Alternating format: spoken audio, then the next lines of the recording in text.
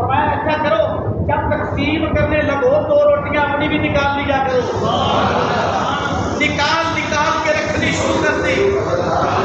صابر ایسے ہی نہیں بن گئے،